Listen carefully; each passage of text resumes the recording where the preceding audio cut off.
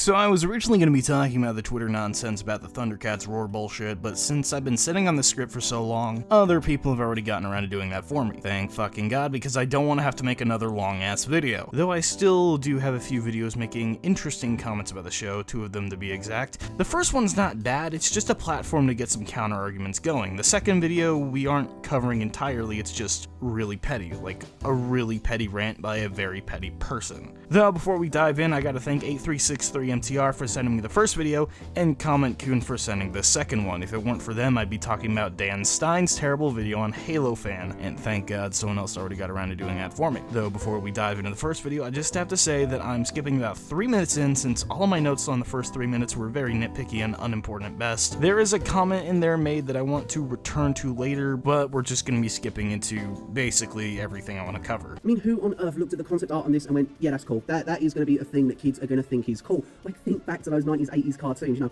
Biker Mice from Mars, Street Sharks, SWAT Cats, all of those shows that, you know, had even just fantastic opening theme songs of all things. Like, for real, I don't know who this appeals to. It kind of seems to be this sort of androgynous sort of show that appeals to no one really. Like, even when I was growing up, you know, I'd sit down and I'd watch Totally Spies. It was a girl show, but hey, it was cool. Even then, growing up, there wasn't too much anime on TV, but you know what was on TV? Sailor Moon. And you bet I watched every episode I could get my hands on. Like, that theme song at the beginning, bruv, get a few beers in me and the boys and we will sing our hearts out to that theme song, you know? Yeah, no, this Thundercats looks like it's designed for one reason and one reason only, and that is to sell Funko Pop dolls. You know, to sell sort of immobile action figures, figurines, statues for geek culture connoisseurs to sit there and put on their desk at work. I don't quite get the comparison here. The shows you mentioned were popular and well received when they were released, but that's not at all comparable for this new show. Biker Mice from Mars and Street Sharks were handled much differently than animated shows at this current time, and while they greatly appealed to you in that time era, we're at a completely different age of animation, and what's appealing to this current generation may not appeal to us now, and vice versa. So it's not exactly a standard that we should be setting. Though, let's get into that last bit then. First of all, I love the contradicting statements there. I don't know how you can make a show that appeals to no one, yet the only purpose exists solely to sell merchandise to who exactly? If the show appeals to no one, you can't sell merchandise to anyone since no one wants anything to do with it, but fucking whatever. Though speaking of merchandise, you wanna know what other show existed mostly just to sell toys? Thundercats. Hell, let's throw in the rest of those shows from the 80s. Transformers, He-Man, Teenage Mutant Ninja Turtles, My Little Pony, G.I. Joe, Voltron, Dino Riders, and hell, let's even throw in the Wuzzles. While the 70s were really well known for the Hanna-Barbera cartoons and shows of that style, executives in the 80s began to see cartoons as a means of making money outside of just creating the show itself. All of the shows I mentioned were mainly platforms to sell toys to kids. You'd have action figures of the heroes, the villains, their pets, all of the bases for the enemies and the villains, the vehicles, and all that good shit. On top of the hundreds of advertisements in between the show's time blocks, the shows were basically advertisements in and of themselves. In many ways, there wasn't that much respect for cartoons at this time period for this reason alone, because networks only use those shows for these means. That's ultimately all they saw cartoons as. It wasn't until the 90s that you could get the best of both worlds. That's not to say that the people who made Transformers or Thundercats weren't trying, I'm sure they did their best, but the 90s really did take off by giving us more experimental works on top of selling toys. The ultimate thread here though is that the style of shows definitely changed over time. I mean hell, take SpongeBob for instance. That's a radical departure from Transformers and even Thundercats, and it's shows like SpongeBob that have ultimately become popular. Most audiences for Cartoon Network and other cartoon-related channels now just don't find those shows that you mentioned before as appealing based on how few exist at the moment. In a way, it's not that different from the 60s or 70s where most popular cartoons were wacky, goofy comedies. Though in this instance, there's not only the comedy aspect, but they're also focusing on the action scenes on top of spoofing the original Thundercats. We're not walking away from the action in any bit. Every step we take towards comedy, we take 2 more towards really cool action scenes and explosions and laser effects. You know, and at the same time, you've got Netflix dropping its animated Godzilla series that I haven't seen, but I've got friends turning around to me and going, bruv, you need to watch this. Their Castlevania series that they brought out was absolutely fantastic. And even in the comic book realm, you know, Boom Studios is absolutely smashing it at the moment with their Mighty Morphin Power Rangers series and the whole Shattered Grid thing that they got going on. And it just strikes me as interesting that we have this announcement being on the back of that West Coast Avengers announcement from yesterday. And there's this real focus on this wacky sort of humour. Bruv, I never thought I'd say this, but I am bored of comedy. Give me a good action story. I had people turning to me after Thor Ragnarok going, yeah, it was alright, but, you know, they could knock the humour on the head a bit. And I'm like, nah, you know, the humour in that is fine.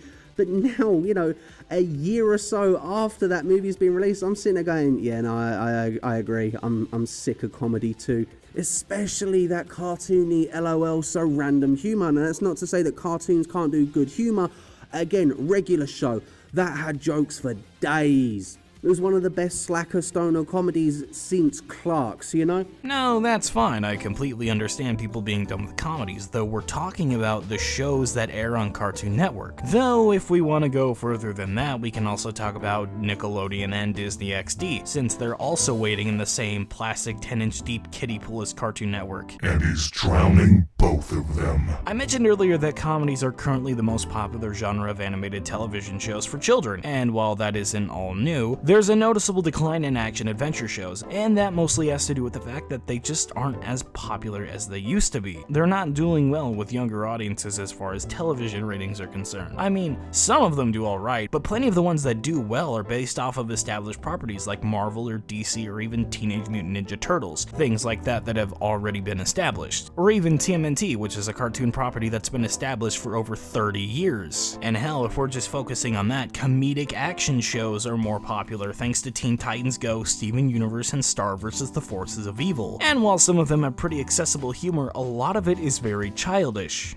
As in, for kids. No, I'm not saying that these shows are just meant for kids, but you gotta think about these networks and who exactly their target market is. If you're trying to get a show on this network, then you're ultimately trying to get an audience of children. That's a given, which is why the random LOL style of humor exists. Children love that type of wild, off-the-wall, goofy type of humor. So if you're wondering why you're so sick of it, then we might have figured that part out. And some might also be saying that the Thundercats reboot is just trying to target nostalgic fans. Well, you could always turn to something like DC Nation Shorts. They drastically changed these characters from the source material just to make for a good laugh, and airing it on Cartoon Network was trying to get the audience of children, and it was a nice little playing ground to see what would work for kids. My Little Pony Friendship is Magic was drastically different from the original series, having a lot more comedy and creating a completely different lore for its own series. Hell, watch these two shows side by side, they're almost nothing alike. But if we want to stick to an example of serious action, Teen Titans did something very similar. They didn't strictly follow the original, there was an emphasis on comedy alongside emotional scenes,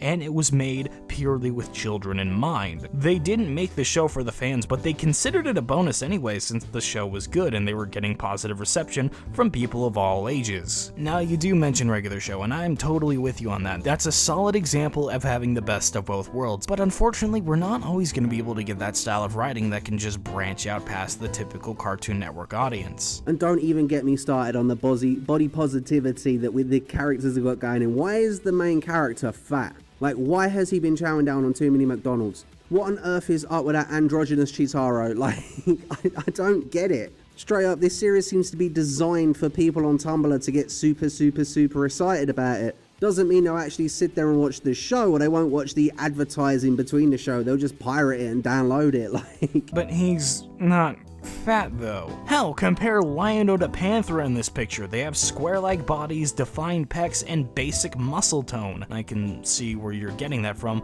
but just based on the comparison, he wasn't designed to be fat to begin with. Hell, if we're gonna outrage over something, outrage over his thick, bulging lion cock. And as the other side of things, you know, people straight up are cutting their cable subscriptions. People are dropping off of watching TV. And obviously we've got Disney moving towards its whole streaming service, its direct beaming service that it's got going on. And for sure, Cartoon Network needs to pick up the slack, but what's the point in producing something like this Thundercats? I know Adventure Time did really well, but that was Adventure Time. That was its own little thing. Like, that was the SpongeBob SquarePants of this generation. You know, you can't beat that. Don't even try and imitate it. But you don't know if it is. The video introducing the show very clearly says it's going to be creating comedic situations out of what has already been established in the original Thundercats show while paying homage to it. I think that the world that they built lends itself really well to comedy because of how silly and crazy and outlandish some of those ideas are and some of those settings are. But at the same time, like, it wouldn't be Thundercats if it didn't have super cool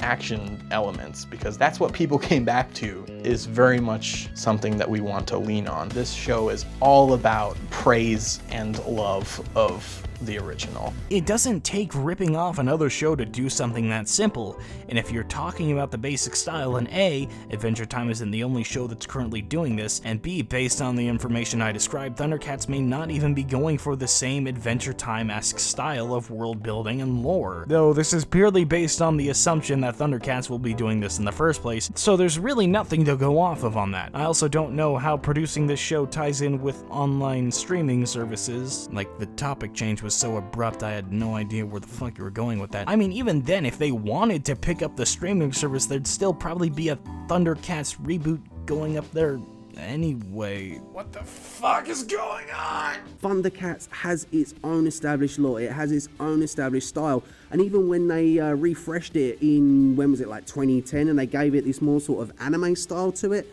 that looked cool. I didn't watch it because I wasn't really watching TV at the time. I think I was at uni at that time, you know.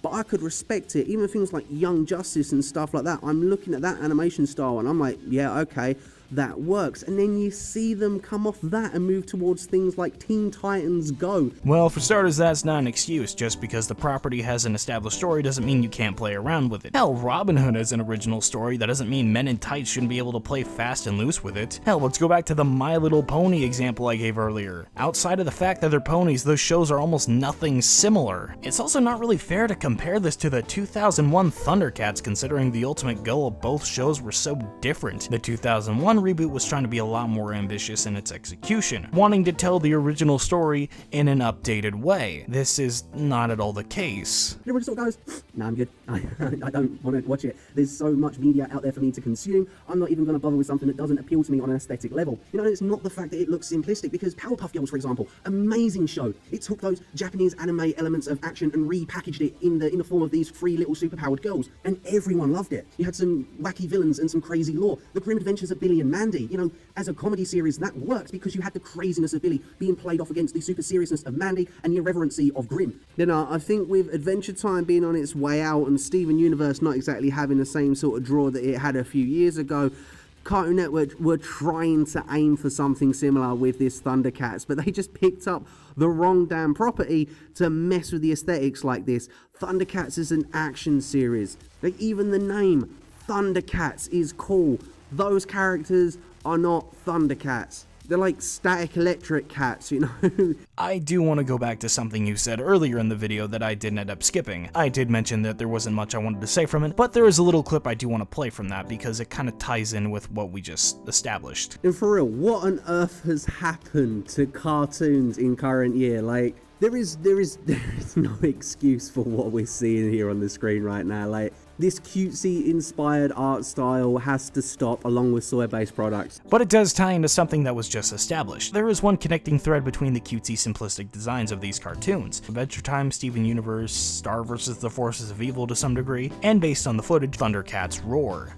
Want to know why these shows do it to begin with? Why they have such simplistic character designs? It's for smoother animation. You see, with shows like Young Justice, Thundercats 2011, and even Teen Titans, they have good animation and great character design, but it takes a great deal of talent and effort to make complex characters move smoothly, and with limited budgets, you won't always get the most out of it. That's not to say that these shows looked bad, hell, it's better than the shortcuts that anime loves to pull, but you can tell that these shows can get held back at times. For shows like Adventure Time, KKO, Steven Universe, and all the shit we just mentioned, there's a lot of emphasis on making clean and consistently flowing animation, eye-catching effect animation, and well-paced, constantly flowing fight scenes. A lot of these characters are drawn with very basic shapes and simple features to make constant movement easier to work with in the animation process. When you simplify characters down to this, it's an easier type of character to work with. Why is it important? Well, let's take a look at the original Thundercat. You can tell that it has stilted animation at times. It doesn't always look good, and the the action scenes were not as phenomenal. Thundercats 2011 looked really good for that style, though there's no chance we're seeing that ever again. So for something like this, where the characters are simplistic and with this style of animation, why exactly is it the wrong property to pick up? If anything, with these designs being as simple as they are, there can be a lot of improvement with the action scenes in this animation style. It may not look like the original, but the flows of the fights could benefit from this particular animation tactic, especially since they said they want to put time into the action scenes.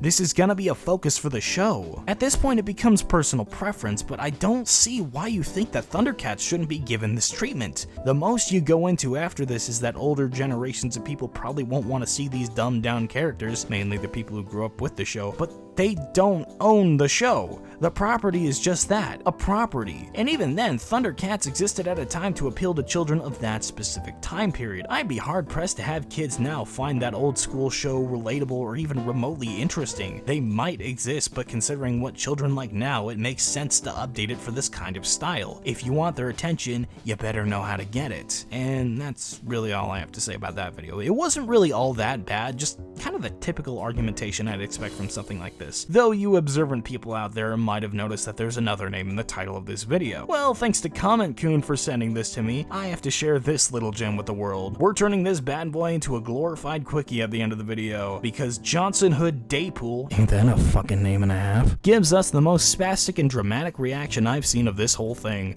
We've already covered the basis of animation, targeting children, and all that sort of shit, though we'll be getting to some of those at times. It's not my place to judge people for the subjective stuff. If you don't find any of this interesting, or you don't want to pay it any mind, then I'm completely fine with that. None of this is made for me to shame anyone for not wanting to give the show a chance. Really, it's just the reactions that I'm looking at, the arguments that I'm seeing that go past just not liking the art style. And well, Daypool here gives us this glorious shit. I'm sick of Cartoon Network. I really am.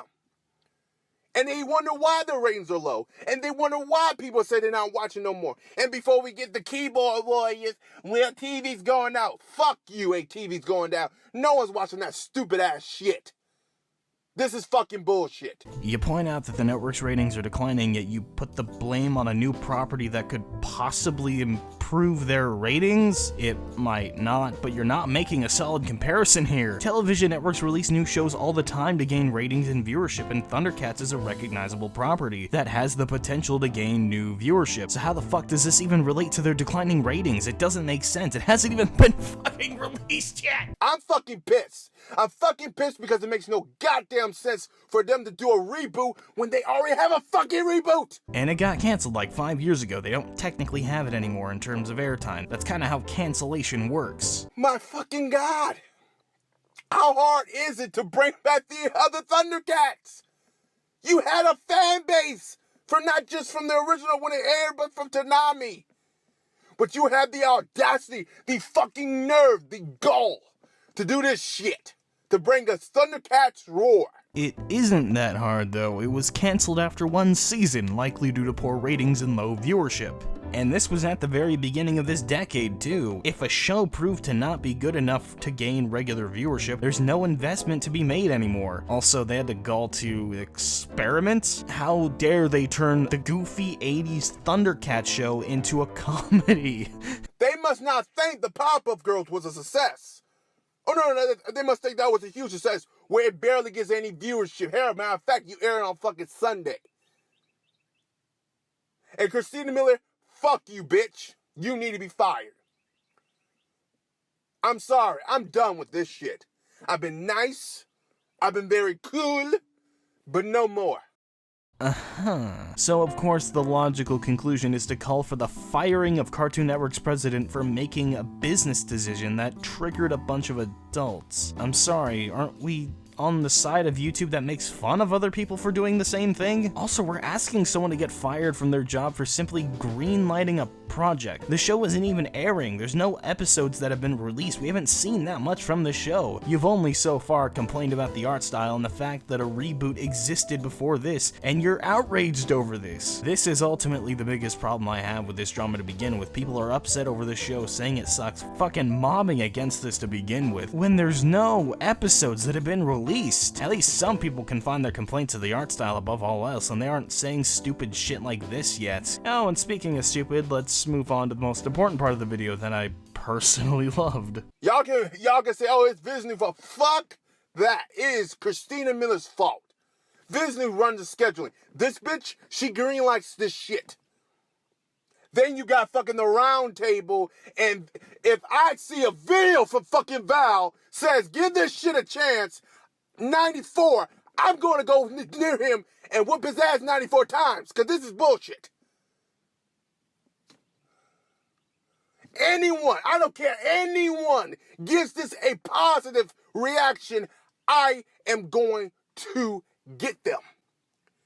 This is fucking ridiculous. What's my punishment, Daddy Daypool? So basically, don't support this or I'll freak the fuck out. I get that this is most likely exaggeration, but seriously, why the fuck are we so pissed about people giving the show a chance? This mentality is absolutely stupid. Hell, this was basically me when I was a 19-year-old. I was in the mindset where I didn't want to give any Cartoon Network show a chance for very arbitrary reasons. This is such a closed-minded view to have, I just don't get it. You're well within your right to not watch it, I have no issue with that. But to get onto other people's cases for wanting to give this show a chance, I just don't know what to tell you outside of chill the fuck out. Cool your shit. Seriously, none of this is productive and accomplishes nothing. Unless you enjoy sitting in a cave and listening to the echoes, this will lead nowhere, and no one will want to tune in to hear one man's triggered threatening ramblings over a kids show. Anyway, that's really all I have to say on the matter. I have my collaborations coming up soon with Micromavia and 8363MTR. They sent me their lines, and they should be the next 2 videos up on the channel, hopefully. Unless this shit fucking goes somewhere, that'll be fucking fun.